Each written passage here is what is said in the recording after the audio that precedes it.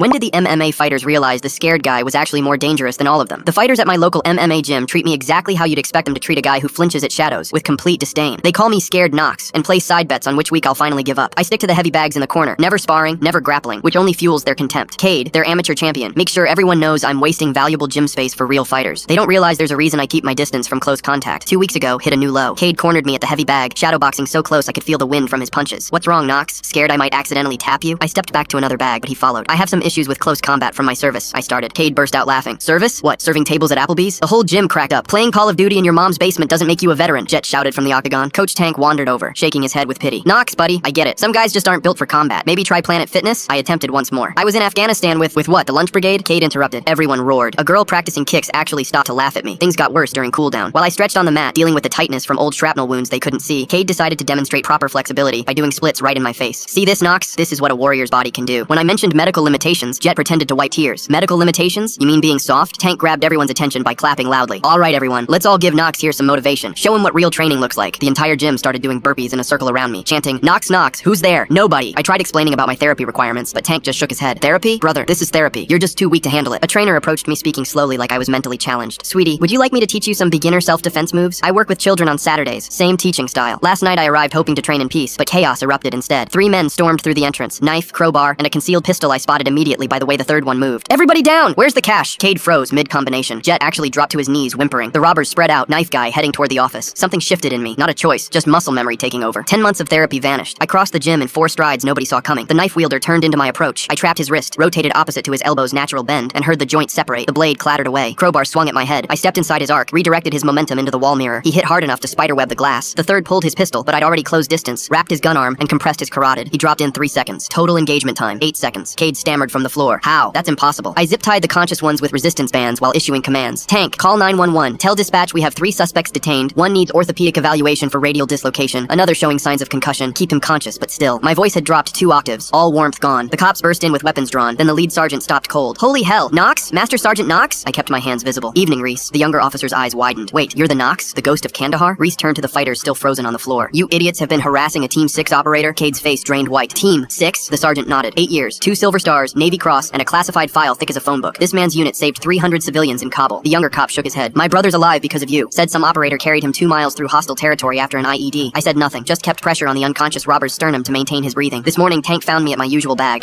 Knox, man, I'm sorry. We didn't. Why didn't you tell us? He croaked. I tried, I said quietly, continuing my routine. The gym had transformed overnight. Cade now trains across the room and can't make eye contact. Jet practically runs away when I arrive. An hour ago, when some new guy laughed at the jumpy dude, Cade grabbed him instantly. That's Master Sergeant Knox. He's killed more people than you've had hot meals. Show some goddamn respect.